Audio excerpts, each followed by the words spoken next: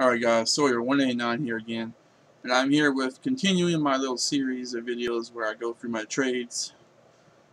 This one is going to be mostly softbacks, or whatever you call them, whatever the proper term, trades, I guess. Trade paperbacks, that was the word I was looking for. So let's just get into it, why don't we? Because I'm going to ramble about this first one for a minute, because I really like it. But we have the Captain America, the Winter Soldier. This is the Ed run. I really like this creative team, especially the artist, writer, or just the artist. I'm not sure, but the art is amazing in this book. I've always loved these people's run. So there was for a while I wasn't really reading comics all that much. I'd pick up a few here and there. So I was really only keeping up with a few titles, and this happened to be one of the titles I was keeping up with at the time, and I really liked it. Like I just really enjoyed it. Like everything from Bucky becoming the new Captain America for a little while, wearing that kind of modernized Captain America outfit, to that cyborg guy, not cyborg, but like that android guy being like the clone Captain America. That was really interesting. How he had nothing but post or pre-World War II memories. And then here we go. We have just look at that imagery, man. It's so beautiful. Like, let's see if we can find something else.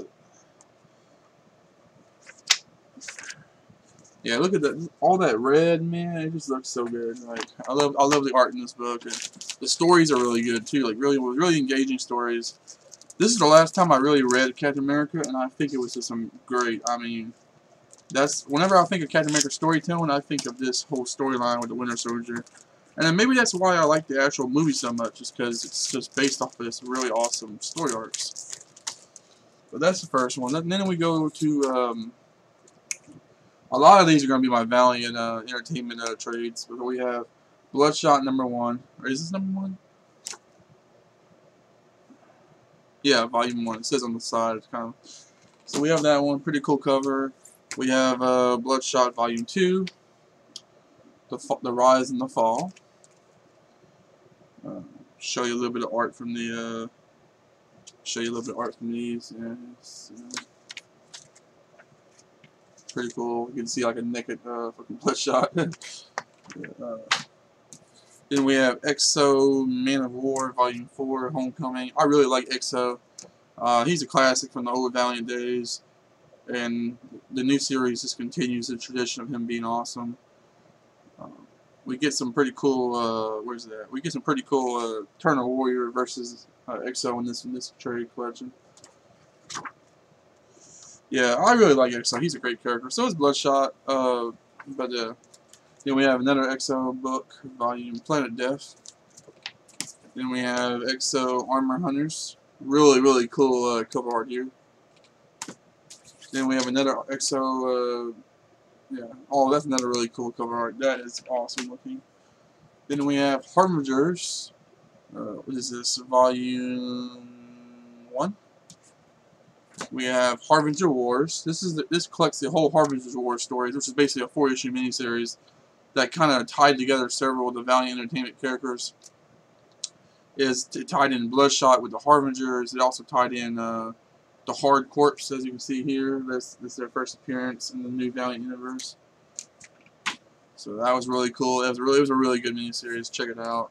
Then we have Harbingers, another volume. That's a pretty cool cover with Bloodshot being disintegrated or whatever by Harada. Harada is like one of my favorite all-time villains, if you guys don't know. He's such a great villain. He's like this interesting cross between like Magneto and Professor X kind of mixed together. Like he has the ideals of Magneto, and he has kind of the similar powers to Magneto, but his like resources and the way he goes about things, and kind of his overall demeanor is very much more Professor X. So it's this really interesting blend. Then we have Harbingers. Now this is the trade back from the original Harbingers in the 90s. This collects the first 4 or 5 issues, and it's still in the bag. And like this bag has never been opened. It's really dirty though. Like the outside is really dirty and dingy. I don't know if I should just open it and put it in a nicer bag and board or what, but yeah, it looks pretty. There's even a comic book back here. Man, there's even a Harbingers #0 back here. I never really noticed that before, but yeah. Let me know, guys. Do you think it ruins the value if you open this up, or should I just keep this sealed up? I think I have another copy that's unsealed. And funny story is, I used to have. Now I couldn't tell you if it was truly autographed or not by that person, but I used to have a trade that I bought in the store for like dirt cheap back in the day, like in the '90s, and it was autographed by Jim Shooter here at the bottom, you know, the creator. And I wish I still had that one, because that one's probably worth some money, maybe. I'm not sure, but I would assume it would be. And then we have the Valiant. This is a little mini series they did. Then we have Eternal Warrior, volume number 2, the Eternal Emperor. Really cool art there. Let's see. Then we have one more Valiant book for this video. We have Harbingers, Renegades. And then we have this really nice, very well presentable. It's got some scratches on it now because I've had it for a while, but this really nice presentable Hawkeye book. I really love this cover. I love this hardback black, you know, cover with just a little bit of purple and all that with Hawkeye and kind of the facial profile, half profile. Even the back's pretty cool. The back's not as cool, but it's still pretty cool. This basically collects a bunch of like classic, some of the '90s Hawkeye stories. I guess he had a comic book in the '90s or whatever. Because it's just, you know, that's all pretty much what this is. But I love Hawkeye as a character. I saw this in my local Books A Million for like a couple dollars. It was like $5 or $6. It was really dirt cheap. So I bought it and I got it. Books A Million actually has a whole bunch of trades for like I would say pretty aggressively priced. They have some pretty solid. They actually have a bunch of DC archives, like I was talking about in my last video. I was in there the other day and they had a bunch of DC archives. I was like, really? I mean, they were marked like at $20-something, but I guess that's not that bad since those things retailed for like $50 and they're out of print now. But I don't know. Then we have. I'll save this one for last. This is a pretty cool one. It's special to me anyway. Then we have Wolverine, Old Man Logan. This is like a granddaddy of trades. You know, everybody loves this story. Everybody knows this story. It's just an awesome story. Really cool visuals on the back there with Captain America's skull and all that. I really love the story, man. It's so good. This is what inspired the movie Logan. I mean, it's just awesome. It's a really great, like, alternate take on the Marvel Universe. Getting to see, like, the bad guys actually winning and destroying everything. All the bad guys divide America up by, like, different states and, you know, west side, east side, and all that. It's awesome. You get to see a lot of your favorite characters just down and out. Hawkeye was a big part of that story for me. I really liked him. So whenever they was announced to do an Old Man Hawkeye, I was all into it. And I read the first issue, and it's pretty good. I just hadn't kept up with it. I need to pick up the second, and I guess the third issue is probably out by now. But yeah, I need to get into that book. And then finally we have, I've had this for years, we have Kingdom Come, the trade collection, the Alex Ross cover, really good. Well, they're all Alex Ross covers, but there's 2 different covers. I think I have the other one somewhere in my collection. The other one has like Green Lantern like on the cover, and there's like a bunch of characters like inside Green Lantern's headquarters. This one's more just like a combat cover. Everybody's fighting. You got Shazam and Superman fighting in the forefront. You got Batman and Wonder Woman fighting up in the sky. You can see a bunch of other characters.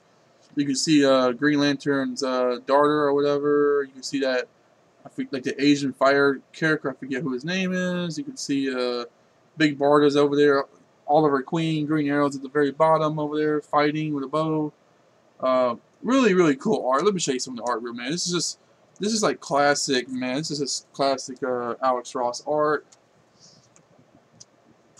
I mean, if you guys haven't read this story, you should. By all means, it is amazing. It's another alternate reality, like future story, but it's really good, guys. With Alex Ross's art in the entire book, and just this great storytelling about how, the older heroes are heroes. Superman, Batman, all of them. They're basically retired. They don't want nothing to do with the war on crime anymore. Except for Batman. Batman didn't really retire. He never does. But and you got this new age of superheroes. They're all like, they're basically more like gangs. They're like superpowered gangs basically, and they're just fighting and all that. And it's really interesting how that goes, and to see how these new heroes have no regard for human life. They have no regard for for collateral damage. It's, you know, and then the old heroes have to come back and have to show the new whippersnappers how it's done. So yeah, I got a little over my head there. Also, I want to mention real quick before I end the video that this storyline is kind of, it's not, I don't know if it's not really canon, I guess you could say, but this storyline has kind of the first appearance of Damian Wayne as an older adult right here. See, that's supposed to be Damian Wayne. That's supposed to be Batman and Talia's son. And in the story, he runs the League of Assassins, because this right here is like a group of all the different like powerful like villains that have empires or have like resources or companies, and they're basically like they're kind of like the Light in Young Justice. You ever watch Young Justice? You know what the Light is. They're kind of like the Light, I guess. But I'm trying to see if they say his name.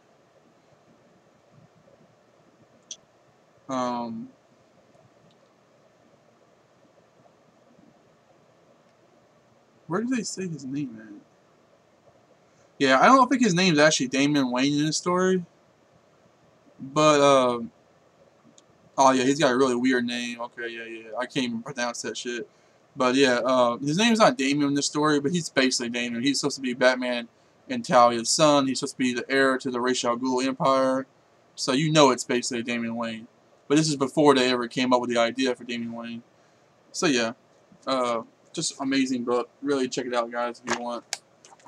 That's all I got for this video. I'm going to be putting out some more of these and check them out. Thank you for the new subscribers. I just, probably like in the last couple hours, I got like 3 or 4 new subscribers. So thank you guys for that. And I hope you like the content I have to bring out. And hope you stick with me, because I'm trying to ride that road up to 1,000 or whatever, however much it brings me to. So thank you guys.